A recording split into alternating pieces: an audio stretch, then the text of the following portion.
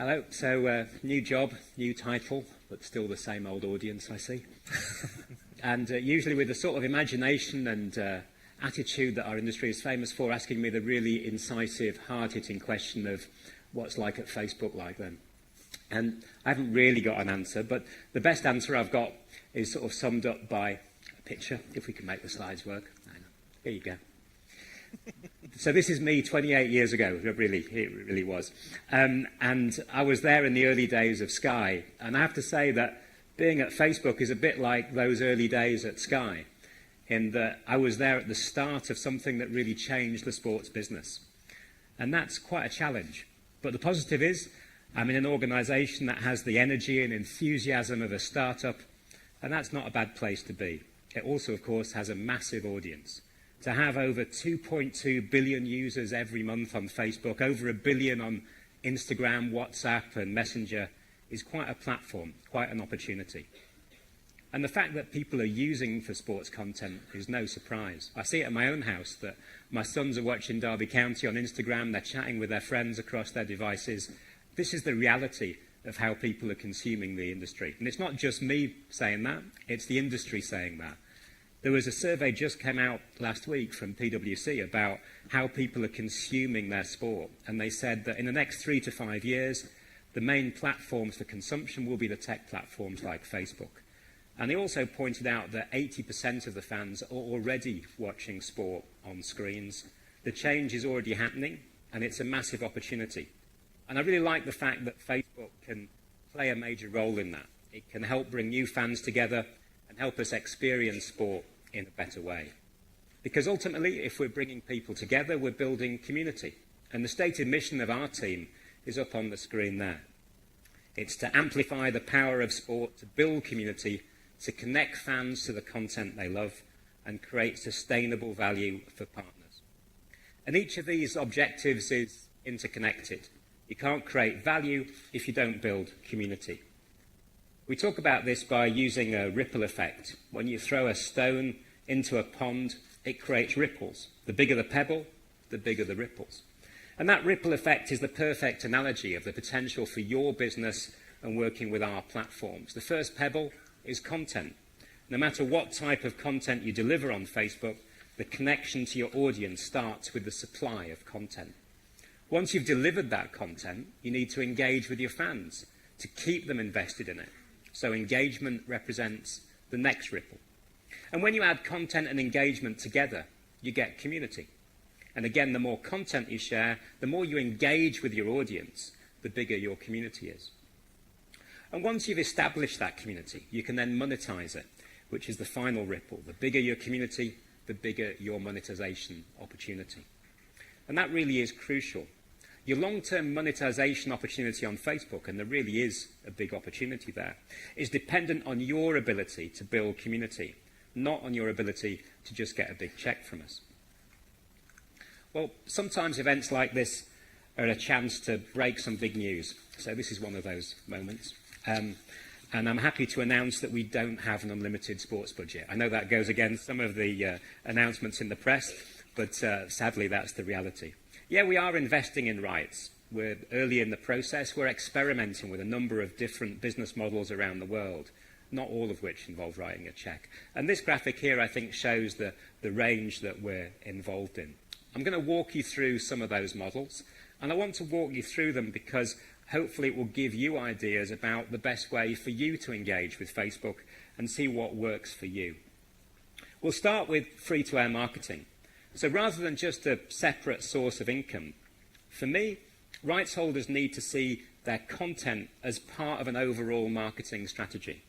Few platforms offer greater potential for this than our family of apps. So here's how this works. Rights holders can leverage our marketing tools to retarget viewers of their content and retarget them with ads that drive a number of different business objectives. So we can help them find your fans. For example, we have a partnership with 11 Sports here in the UK that makes Facebook the free-to-air home of some of their top football content. 11 then leverage our audience insights and our advertising tools to identify and convert subscribers to their pay OTT service. We've seen other partners do this as well. And the feedback from the industry at large is that it's a powerful way to convert new subscribers. WWE developed a new live show on Facebook this year called Mix Max Challenge. It then retargeted viewers of that series with ads that encourage people to sign up for a WWE Network subscription. And by doing this, they drove thousands of new subscriptions. Similar story on tickets. We had a partnership with Major League Baseball this season, in which the league produced and distributed live games. We then experimented with 4 MLB clubs to retarget fans, engaging with this on Facebook, and they were able to generate nearly $500,000 in incremental ticket sales. And all 4 teams saw a positive return on their ad spend, some clubs achieving a 10-time return on their investment. Of course, Facebook also enables you to introduce your brand to entirely new audiences, some of them in markets where maybe you're not so strong. For example, we've partnered with Barry Hearn and PDC to bring live darts to Facebook Watch this year. The deal brings distribution in the US, in South America, and the Indian subcontinent. So we're helping PDC build loyalty for its brand and for darts in new markets. I think the darts example is just one part of a bigger story. And sponsorship is another model. Using our branded content tool, rights holders can distribute content on Facebook and sell a sponsorship against it, keeping 100% of the income. For example, the Chicago Cubs broadcast 10 games this past summer on Facebook. These games were simulcasts with the Cubs regional TV broadcast and only available in the Chicago market. But the Cubs were able to arrange for BioFreeze to sponsor the broadcast, creating a new sponsorship revenue line for them and driving incremental revenue and an incremental audience. Of course, we do want partners to be able to monetize their content on our platform in the long term, and advertising is a sustainable way for them to do that. We've got a new ad breaks program, and that enables publishers to place ads into eligible videos on Facebook and earn a share of the revenue. It's now available in 26 countries, 6 languages, and will continue to expand as we go into new countries and new languages in the coming weeks. And while it's not currently available in our live sports broadcasts, we do expect that to happen. This will enable rights holders to insert ads in natural breaks in the game action and genuinely profit off our platform. We also, and this is really important, we partner with broadcasters. They're not necessarily our opposition. One way is through sub-licensing, both to and from broadcasters. So in India, we have all the rights to La Liga games. We've then sub-licensed the selection back to Sony. And that allows Sony to continue their tradition of broadcasting Spanish football on their platform, while we still show all the games live on Facebook. And that's the first time that all the games of the week are available in India, so we've really moved things forward. And I think there's a philosophy behind that. We realise that that transition from watching on traditional TV to watching online is not always an easy transition. And by working with broadcasters, we think we can smooth that transition, make it easier for the viewers. It's important for us that we take them on this journey of change. Meanwhile, some broadcast partners use this in a different way. Here's CBS, for example. They sub-license a series of their Conference USA college football and basketball games back to Facebook. It helps unlock a bit more revenue for them. It helps unlock a bigger audience for them. And in some cases, broadcasters can partner with us in a third way, as our production or distribution partners. So we've just taken the rights to the Champions League in Spanish-speaking Latin America. Esportivo Interactive is producing those broadcasts. And we also worked with them to jointly acquire the rights, buying together in Brazil, where we now both broadcast different games. And that's an early experiment, but it's working well. The audiences are good, that we've got now good figures in, over 5 million unique 1-minute viewers on our platform watching the Champions League so far. The big deals, of course, get the headlines, and sometimes they're even correct headlines. We're strategically investing in some rights where those opportunities come up. The investments take many forms, and that's important because we want to learn from different types of experiments. This past season, we had a partnership with Major League Baseball in the US. The games were produced exclusively for Facebook Watch. with interactive elements like the ability for people to ask coaches and players questions during the live games. These social-first broadcasts appeal to the next generation of baseball fans, and I think we can be rightly proud of that graphic on screen. The average age of viewers on those broadcasts, 20 years younger than the MLB's average television audience. We've also just done another bit of shopping. Copa Libertadores just announced for us in South America as well, working with CONMEBOL, and another big opportunity for us to change the way that people are seeing some of the biggest sports around the world. But Facebook Sport and Facebook Watch isn't just a home for live sports content, and that's a good thing. The conversation about sport is every day and most minutes in our household. Video-on-demand content can be powerful, and we've seen a few different content types that work especially well on Facebook Watch. Game recaps are one of them. Highly social, people share them, people talk about them.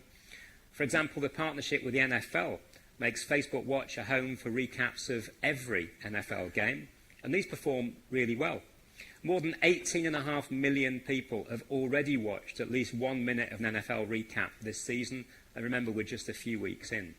And importantly, more than 4 million of those people live outside the US, a sign that we can help the NFL reach new audiences. Another different type of content, another way that we can really utilize our strengths, is something like this with Odell Beckham. The New York Giants man's got a new docu-series on Facebook Watch called I Am More OBJ.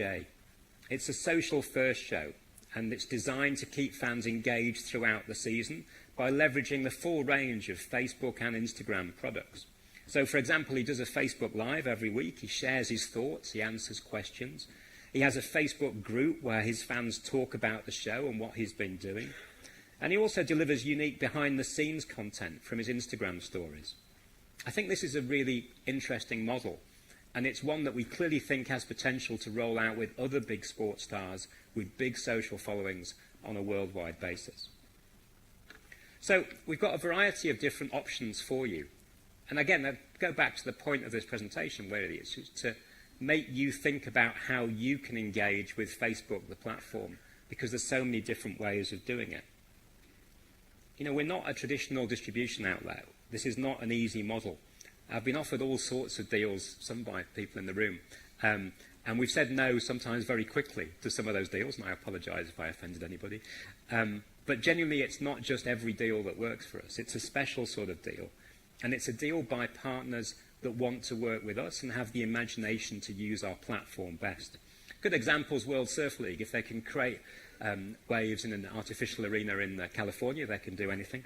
And they've worked with us really well. They invested time and effort on the platform, and as a result, we've invested back in them and showing a lot of their content live around the world now. But if you don't have a Facebook presence, if you come in cold asking for a media rights check, you're probably going to get a no. A deal with us, if you don't have that presence, wouldn't be good for you, and we're clear that it wouldn't be good for us either. Our success really is a different sort of success. I think one of those is to create a legacy that is a good legacy. We want people not just to watch sport on Facebook, but to watch it and think it's a better place to watch sport. And that's quite an interesting challenge, but one that I think we've made some good steps on. One way we can achieve this is by making broadcasts more engaging. CrossFit's a good example. They announced in one of its big events that they would ask their community to vote in the comments section about what workout the contestants should do. There was 2 hours of voting before the community decided what the content would be. More than 1 million people tuned into this broadcast, and it generated 300,000 comments. And why are comments good? Well, comments are good because it leads to a more engaged audience. The time spent watching the content becomes higher if someone is engaged in that way. And viewers who left a comment watched the broadcast on average 12.5 times longer than the viewers who did not comment. It's the difference between sitting back and leaning forward, and we want our audiences to lean forward. Polling is also one of our latest product features, building engagement, whether it be on CrossFit, on boxing scoring, or even in the case of this one, the big Chicken Shack show. You get to vote for the ingredients on the menu items from Shaquille O'Neal's new restaurant. And I bet you thought that wouldn't be in the presentation today. Something that's really interesting, and we're just making our first moves on, is in VR and with our Oculus platform. So we can take fans to entirely new places. And I love the idea that you can be in the stadium watching the action with your friends, no matter where they are in the world. That's something that clearly has huge potential for us, and hopefully you'll see big developments in that space going forward. And we're building towards that future with even more engagement. And again, I stress that's where you all come in. We're on a journey, but we're on a journey with you. And hopefully the examples I've shown today can help inspire you to think of better ways to use our platform to unlock the potential of your sport. Thank you. Thanks, Chris.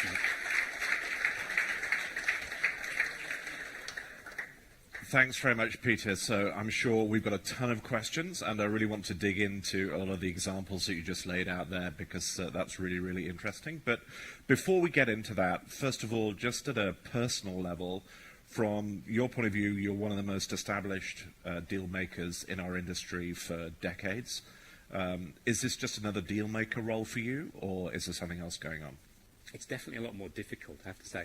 But it's a different world. And I think one of the reasons why the job really attracted me was that chance to learn. You know, I think pay TV has been a nice place to be for sort of 30 years. And a lot of the people that are in senior roles in pay TV have been there for the 30 years. So you're working off instincts, you're working off experience that tells you the answer to the question, or you think tells you the answer to the question. It's different at Facebook. You know, we have to learn about what the platform can do. And the platform is not a fixed thing. It's a permanently evolving and changing world. You know, and it's been great to have Jerry and Dan Reed as advisors as I start that journey. But I think it's fundamentally a really different place to work. And it's something that I think is challenging for me, and as a result is a good place to be. Yeah. So let's get into some of the detail, and one of the things that you started talking about there was monetization. So is it Facebook's intention to be free forever from a user point of view? I think certainly, you know, every discussion we've had has been about it being free content. Yeah. And I think that's important because the funnel of people into the sports world is really important. You know, I think one of the danger of having everything behind pay windows is you're not finding your next audience. You're not engaging with young fans. And if you look at the gaming industry as a really good example, you know, you've got a huge amount of young people going into gaming, but their entry point is always a free entry point. And yes, they might be upsold to things, there might be premium levels within the games, but they're fundamentally moving into a free environment. And I think that's one of the big opportunities of Facebook, is that it introduces you into sport in a free environment and allows you to touch a huge range of people. Right. And just sticking with the user experience then, if it's going to be free, is it going to work? So we've seen a number of different launches of streaming services over the last couple of years where there have been some technology challenges. Are you guys up for it? I've lived through the crisis in Eurosport when we launched Bundesliga in Eurosport in Germany. And, you know, I think Ralph Rivera, who runs digital at Eurosport, came out with a very good phrase that he said, you know, amongst all your toolboxes of digital knowledge, patience and thick skin is really important, because things can go wrong. You know, and this is a learning process. You know, I've been really impressed with the way that the Facebook engineering team have coped with the challenges of live sport, but I think it's something that is permanently evolving. And I think it's great to be part of what is first and foremost a technical platform, because we're well positioned to solve technical challenges. And I think it's important that you operate a technical solution at scale, and that you have the ability to be flexible because of that scale. So at the moment, the experiences are pretty good, you know, and I'm sort of genuinely very happy with the way that our live sport is being delivered. But I think it's also fair to say that, you know, this is a nascent industry, sports streaming. And, you know, there's no joy when you see the latest announcement about this stream or that stream went down elsewhere, because we're all in this together, you know, and we're all trying to learn a better way of accessing the fans and making the experience reliable so that there's a confidence when you go onto a sports stream that it's going to give you a good experience. Right. So a lot of the notes that you had in your introduction were really focusing on the kind of partnerships that you're looking for in the industry, and rather than just writing a check. But thinking about the different roles of a distribution platform and the content owners, do you see a point in the future perhaps where Facebook might be a content producer? It's not on the agenda, and I think it's important that we can advise and we can encourage people as to the best practices that work, because it's good that we learn from what we've seen around the world from other people. But I think fundamentally, our position is as a platform and trying to encourage rights holders, federations, league, clubs, individuals to target their audience and talk to their audience. And if we can give them better ways of doing that, then that's great. But I think the La Liga example in India is not a bad one, in that Media Pro are clearly heavily linked in with La Liga. They're producing studio shows for us around the game, which ensures that it fits La Liga's purpose. They've partnered with us in India because they want to grow their audience in what they've seen as a key market, and important that they help control that message going out to that market. It's a challenge for a lot of rights holders. They're not used to working with someone in that way. They're used to broadcasters taking the rights, taking it away and giving it back 3 years later. Yep. And we don't work like that. It's far more an everyday conversation. And the team at Facebook that work with federations and leagues to help them increase their presence on the platform and look at different business angles are also part of that broadcast journey. Cool. So what about sponsors then? So we talked a little bit about the kind of interaction that rights holders can have with their fans through your platform. But what can you offer to the sponsors here? Can they have a one-to-one relationship via Facebook as well? I mean, certainly they can target audiences in a aggregatized way. We have to work within very clear restrictions, and it's nice that those restrictions are in place. But I think for sponsors to be able to find the right sort of fans, the right demographic they want to target, we're an unbelievable opportunity. It's interesting the way that we work in many ways, because in broadcast, you hardly ever go into a conversation without sales as part of the process. Whereas at Facebook, we're very much there's a team focused on giving a better experience, and there's a sales team that work with sponsors. And I think those two things will intersect more and more as we grow up. It's certainly a huge opportunity for a sponsor. But I think it's also important that we get the product right, the experience right, and that will unlock more and more value. Okay, that makes sense. So let's have a think a little bit further out into the future then. So, I think you trailed it already with some of the examples that you gave there, but how do you think, if we think kind of 3 years out, how do you think Facebook's new role in sport is going to really change the experience of people who love sport around the world? I think, this is a crystal ball time, right? Because to do 3-year projections in this really changing media environment is quite tough. And I think, again, I'd sort of draw back on my past in that, we saw the cord cutting happen in America, and broadcasters in Europe and Asia were like, no, they've got a problem. But that problem has become everywhere, and the way that people are consuming is already changing so fast. I think I read a survey the other week which was talking about how 80% of people under 35, when they watch a live sports event, have got one or two other things happening at the same time. Right. And that might be chatting with friends, it might be looking at data, it might be just completely separate experiences. And the opportunity for the Facebook environment, and when I say Facebook, I also mean Instagram, WhatsApp, Messenger, Oculus, is that those 2 or 3 activities can all be within one environment. And that's a big opportunity for us, because I think it's a natural experience now to chat with your friends while you're watching a game. And if we can encourage that sort of behaviour and create groups that believe in their sports team together, then I think that's a really good use of our platform and a natural fan-supporter instinct. So I certainly see more like that. I see more levels of data being available. I read with interest this week the PSA, the squash organisation, working with sports data labs about having more and more wearable technology information. And I think that potential to move up or down your screen and get heart rate information and glucose level information about athletes is a really interesting way in which you could use our platform.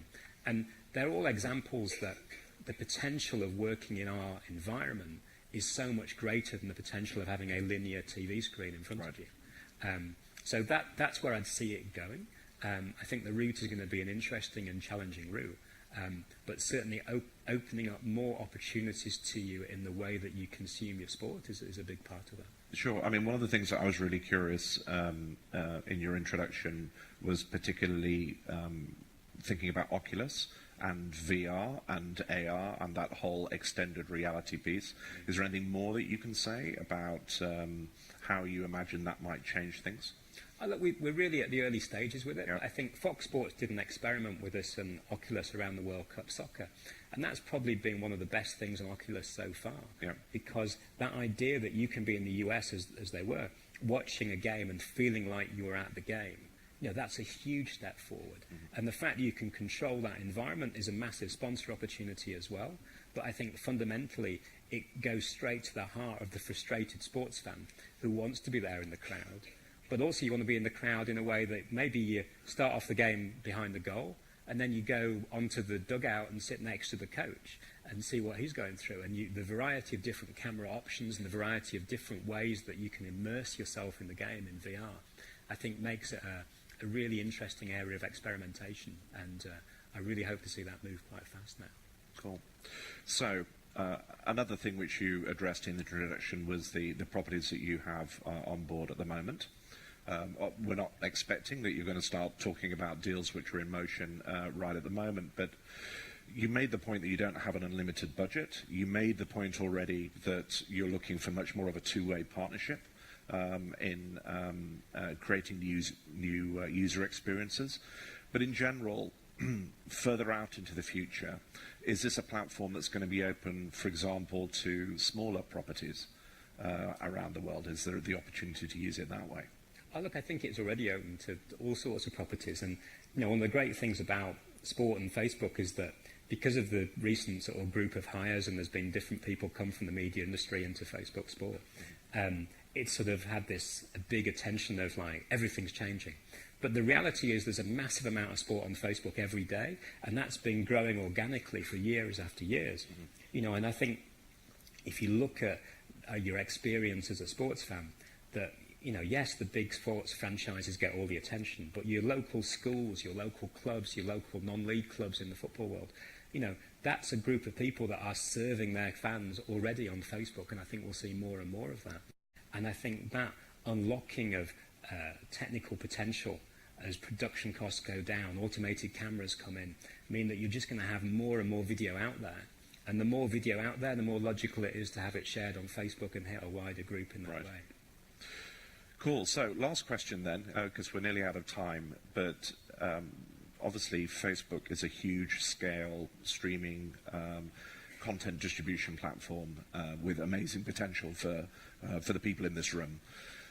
How is it really different from some of the other scale streaming platforms? What do you see as Facebook's distinctive space? We're social. We're about communities. We're about talking to people during events.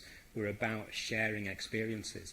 And I think, when we talk about what we do with sports rights, how we can encourage best practices out of sports federation, that's really at the heart of what we do. We're building communities, and communities are are basically more stable than individuals. Right. So if you build a community behind your sports organisation, that's a solid platform for you to grow off for the future. And I think that's the real advantage of Facebook. It's got a huge technical ability. It's got a range of different apps, and I'm sure there'll be more to come. But at the heart of all of that is that sense that you're building a sustainable community that you'll want to be on for the long term. Brilliant. Peter, thank you so much on behalf of everybody here. Absolutely fascinating conversation this morning. And I'm sure we all wish you well as you move on to more deals. Cheers. Cheers.